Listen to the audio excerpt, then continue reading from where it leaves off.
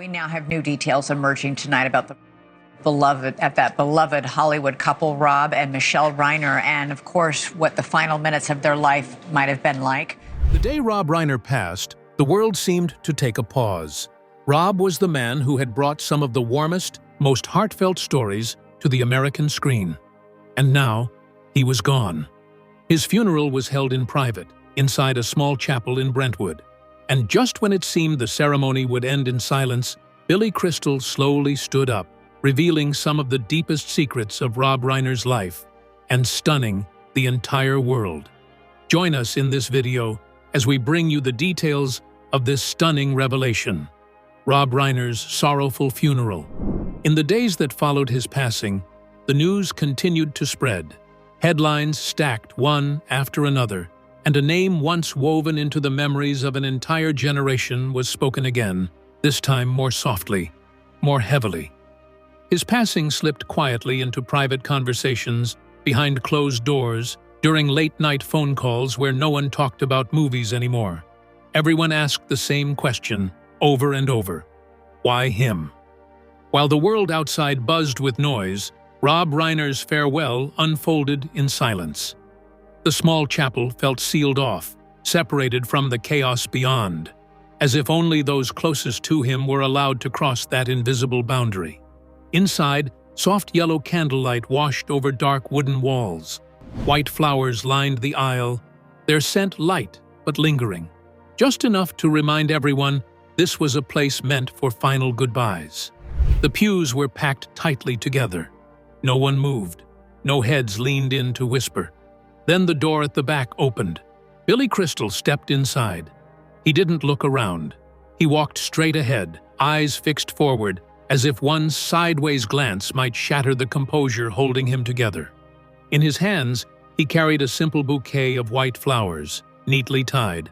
Nestled among the stems was a small card, its edges creased and worn, marked by moments of hesitation before he finally decided to bring it. His steps were slow, weighed down. His shoulders slumped, his grip on the bouquet uncertain. It was hard to tell whether the heaviness came from years etched into his body or from another weight, pulling him back with every step. When he reached Rob's portrait, Billy stopped, and for a long time, he didn't move at all.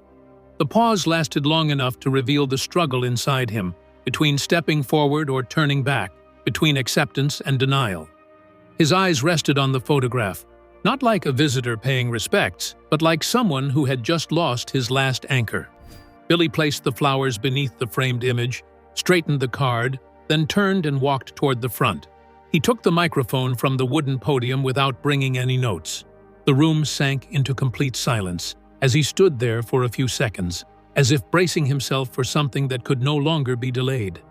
The man who had spent his life making others laugh now stood face to face with his own grief. Billy lifted the microphone, drew in a slow breath, and finally spoke. How much sorrow was in Rob Reiner's confession? Keep watching to find out. Billy Crystal's powerful tribute. I hate having to do this, Billy Crystal said, because if I'm standing here, it means Rob is really gone. His voice was soft. He didn't force emotion or raise his tone, yet the moment he began, the room became utterly still. No coughing, no whispers. Everyone seemed to understand that what was being said was something that could not be missed. Billy paused, just one brief beat. He looked down at the floor, then raised his eyes, as if searching for something to steady himself in the weight of the silence.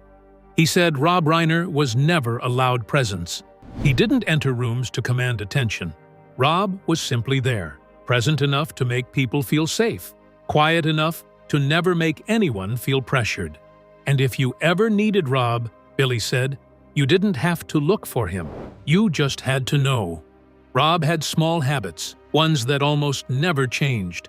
He always called at exactly the right moment, never early, never a minute late. If a meeting was set for 8 o'clock, the phone rang precisely then.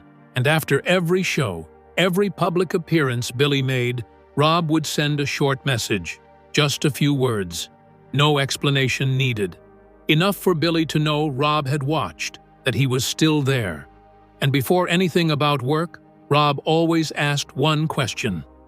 "Are you okay?" Billy lowered his head as he said this. It was never a polite habit or a routine check-in. Rob waited for the answer. If Billy stayed silent, Rob didn't move on. If Billy said he wasn't okay, Rob didn't rush in with advice. Billy said he'd spent his life surrounded by people who wanted to pull him out of sadness, people who told him to be strong, to push through, to move forward.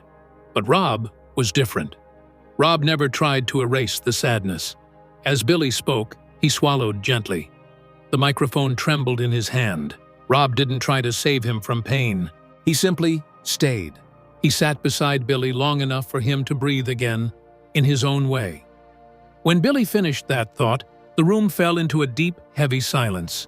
No one shifted. No one looked away. Everyone understood this was no longer a speech. It was something spoken from a private place, something never meant to be shared with a crowd. Billy turned slightly toward the row where the family sat.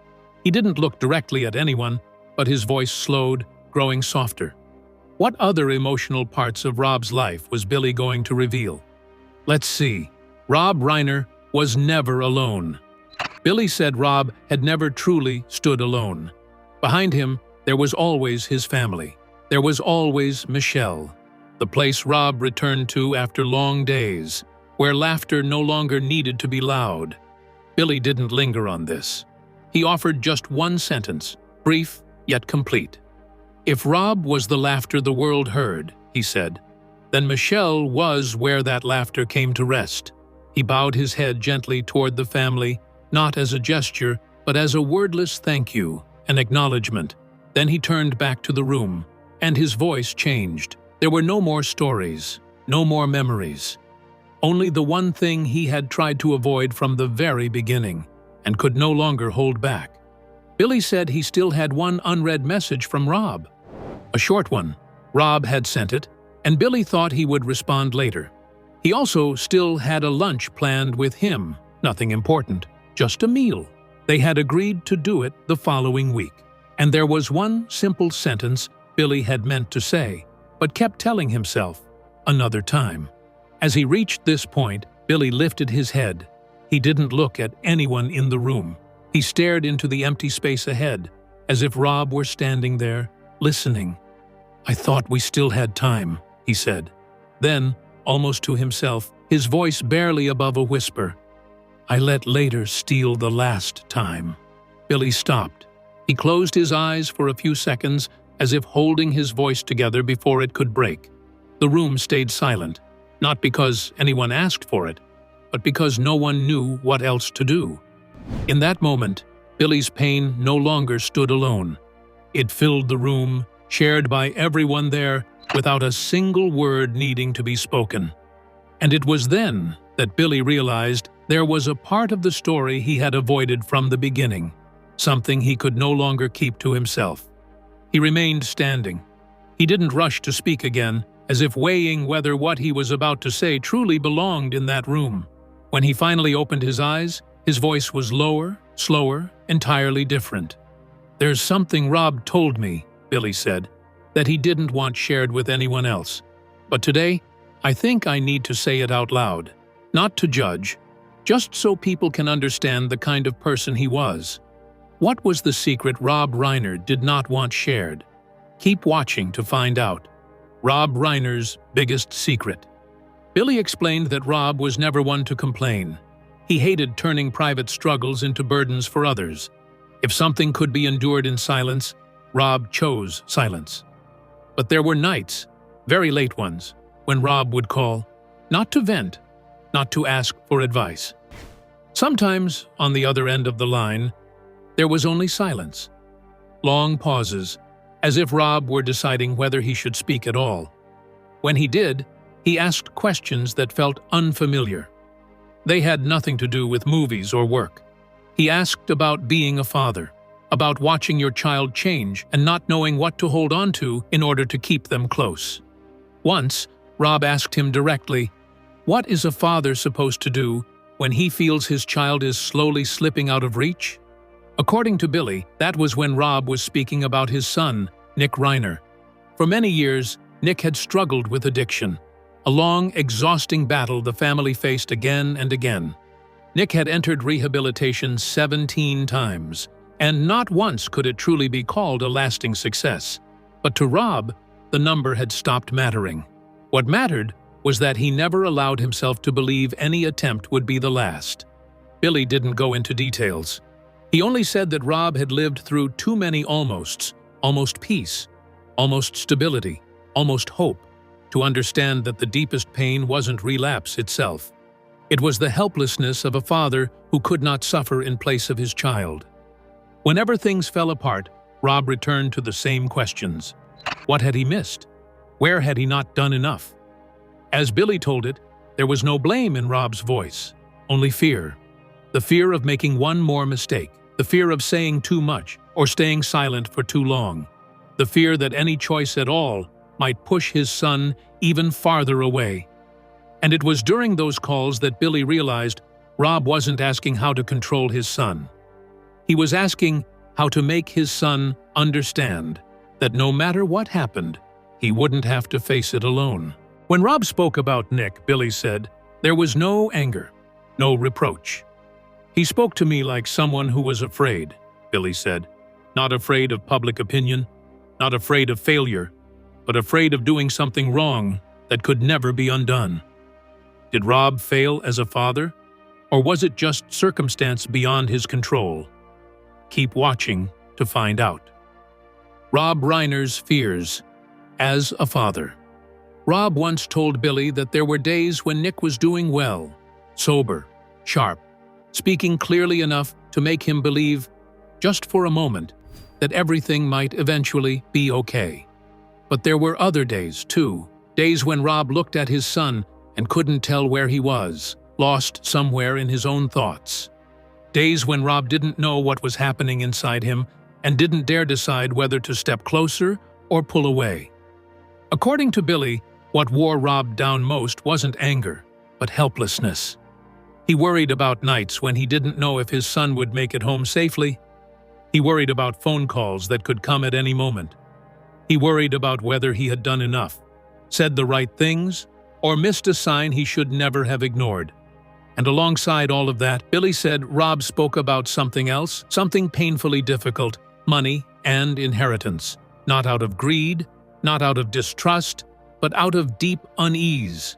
Rob told Billy he was afraid that placing everything in Nick's hands too soon or without the right preparation wouldn't help him stand on his own. It might pull him deeper into the spiral instead.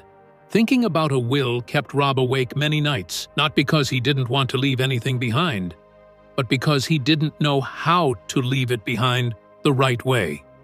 He loved his son, but that love came with the fear that money, if it arrived at the wrong moment, could become another burden. Rob didn't call it doubt. He called it a father's responsibility to protect his child, even when that protection meant restraint. I love him, Rob once told Billy, but I'm afraid that what I leave behind could make him fall even faster. After sharing this, Billy spoke very slowly. I couldn't stop asking myself, he said, whether that same pressure, money, expectations, addiction, might have pushed Nick so far out of control that he could lay hands on his own parents. Billy said it was from those struggles that Rob revealed a fear deeper, harder to name than anything he had ever spoken of before. Only once did Rob say something that Billy would never forget. He didn't call it a premonition, nor frame it as a warning. It surfaced briefly in conversation, like a thought he had accidentally let slip, and he immediately wished to take it back. Rob said there were moments when he worried Nick was no longer in control of himself. When addiction took over, reason disappeared, and actions could go far beyond what a father could stop. He feared that such a moment might put his own life in danger, not out of hatred, but because Nick, in that state, might no longer recognize the person standing in front of him. Billy said Rob stopped there. He didn't explain further. He didn't allow himself to go any further. How well did Rob carry these fears and premonitions? What was his biggest wish as a father? Let's see. Billy Crystal's revelation. He was flesh and blood. When everything had passed, Billy understood why that thought haunted him. Not because Rob had foreseen anything, but because it was the deepest fear of a father.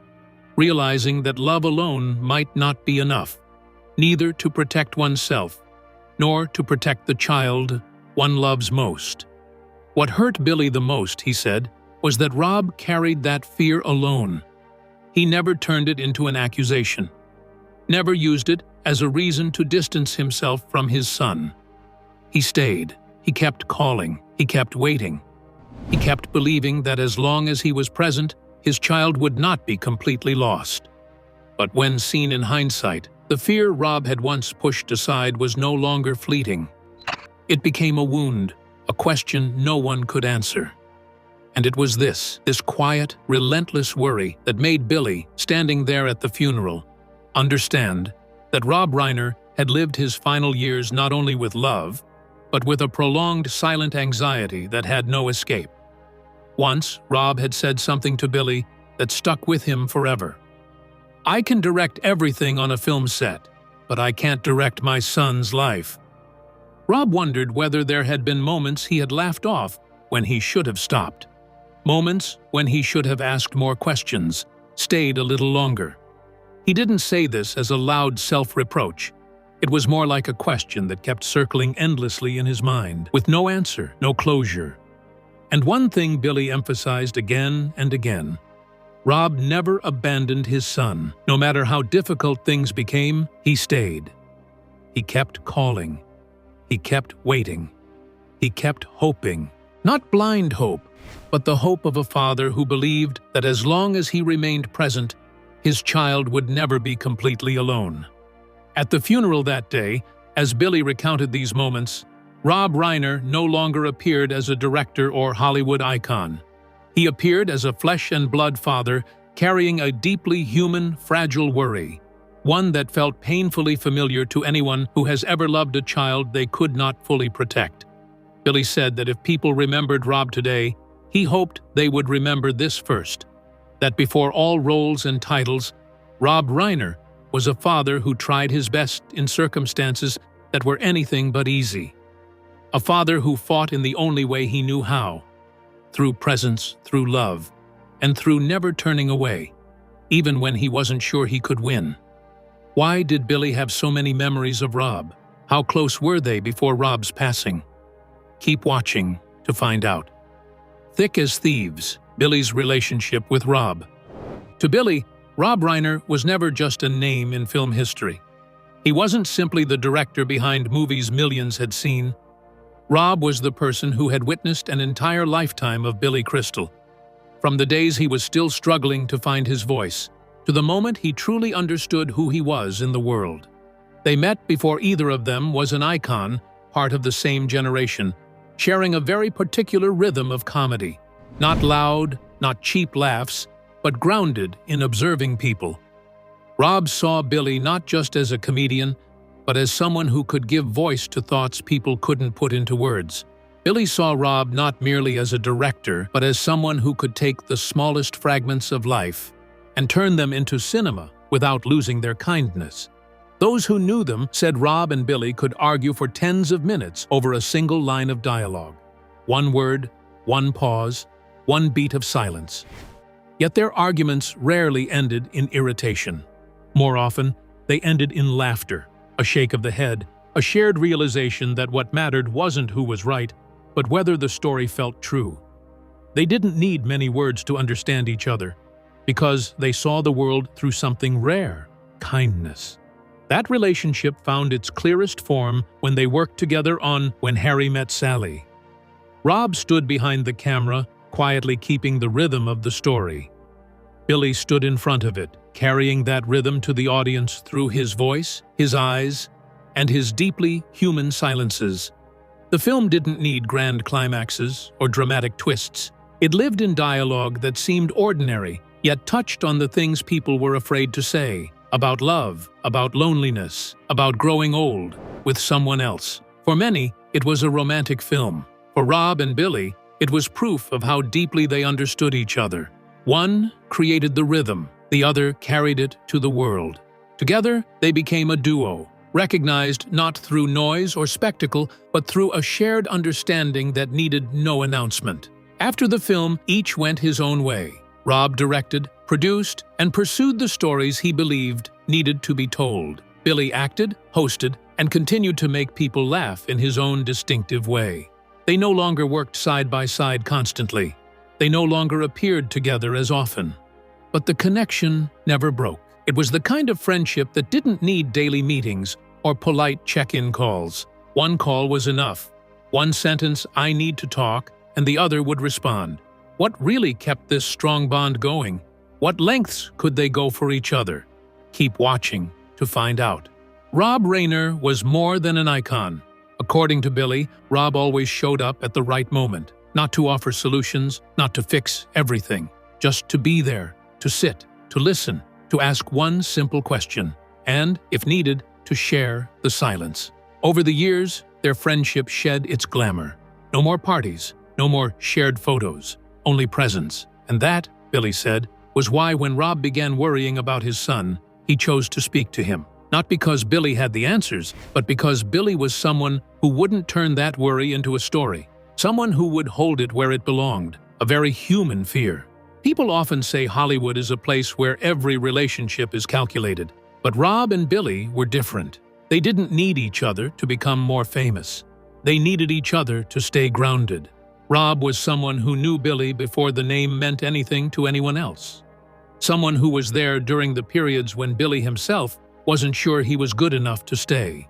That is why, at that funeral, Billy Crystal didn't break down because an icon had passed. He broke down because the person who had walked beside him for so many years, quietly, kindly, without ever needing to speak loudly, was no longer in the room. When Billy placed the bouquet down, it wasn't just a farewell to a friend. It was a goodbye to a long, vital part of himself.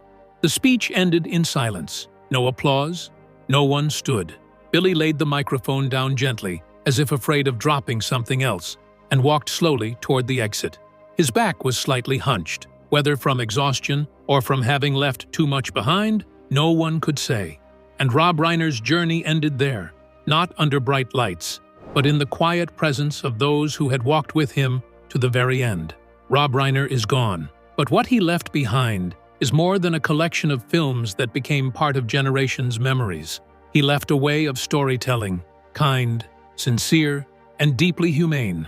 From When Harry Met Sally to The Princess Bride, from light laughter to profoundly honest silences, Rob showed the world that cinema doesn't need to be loud to touch the heart.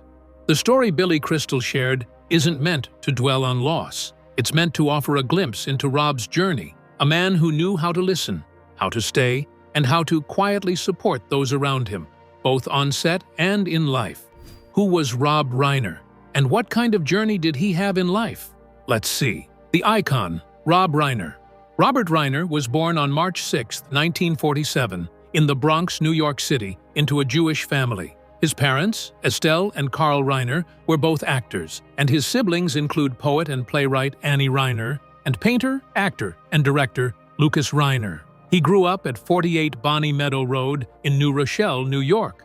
Interestingly, Reiner didn't have a middle name.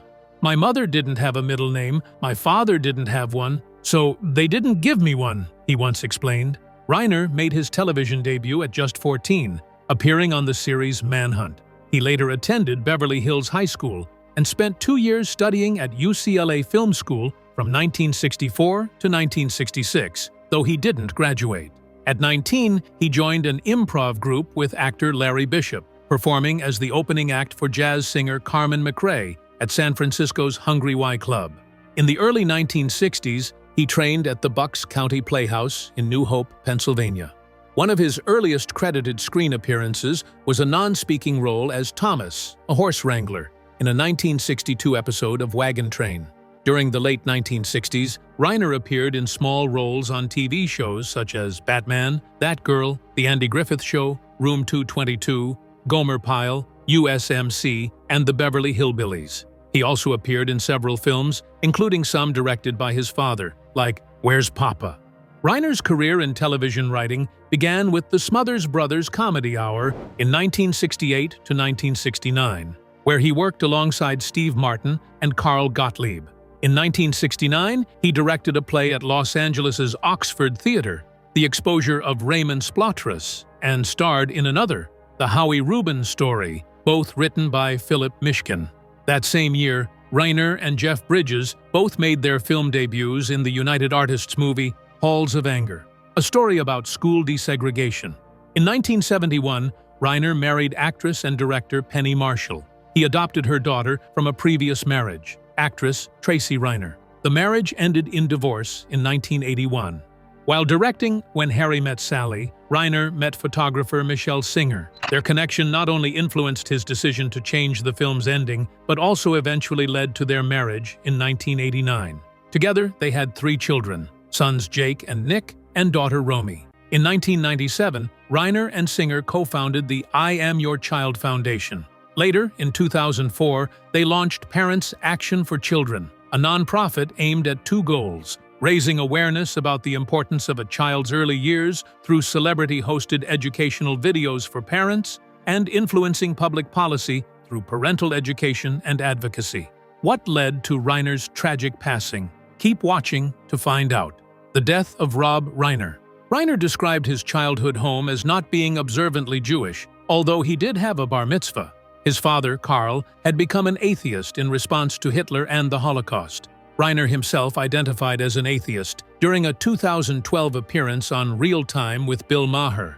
However, he has expressed sympathy for Buddhist ideas. And in a September 2025 interview with Piers Morgan, he said, "I'm Jewish, but I believe in the teachings of Jesus, and I believe in do unto others, and I believe in forgiveness." Rob and Michelle's eldest son, Jake, pursued filmmaking and worked as a news reporter in Houston, Texas. Their second son, Nick, struggled with substance abuse from an early age, entering his first rehab at 14 and cycling in and out of treatment for years. Their youngest, Romy, is a filmmaker and shared a very close relationship with both parents. Tragically, she was the one who discovered her father's body in their Brentwood home following his death. On December 14, 2025, Robert Reiner, 78, and his wife Michelle, 70, were found dead in their Brentwood, Los Angeles home from sharp force injuries. Their youngest daughter, Romy, went to the house with her roommate after their massage therapist informed her that the couple had missed an appointment. Romy was unaware that her mother was home and was later informed of Michelle's death. The Los Angeles Fire Department responded to a medical aid call at 3:38 p.m. PST. Shortly after calling the police, Romy reached out to Billy Crystal, Reiner's longtime friend and collaborator, who rushed to the house with his wife. Later that day, Los Angeles police arrested the Reiner's son, Nick, near the University of Southern California, on suspicion of murder. At the time, Nick had been living with his parents. The night before, Rob and Nick had attended a Christmas party hosted by Conan O'Brien, where they reportedly had a loud argument. Nick's behavior at the party had been disruptive and made other guests uneasy. According to anonymous sources who spoke to the New York Times, the conflict began after Rob told Nick that his behavior was inappropriate. On December 16th, Nick was formally charged with 2 counts of first-degree murder. What do you think about Rob Reiner's life, fears, and passing? Let us know in the comments section below. Thank you for staying till the end. We hope you found more reasons to celebrate the man Rob Reiner was. Don't forget to like and subscribe to this channel. Click the next video shown on your screen to catch up on more interesting stories like this. See you there.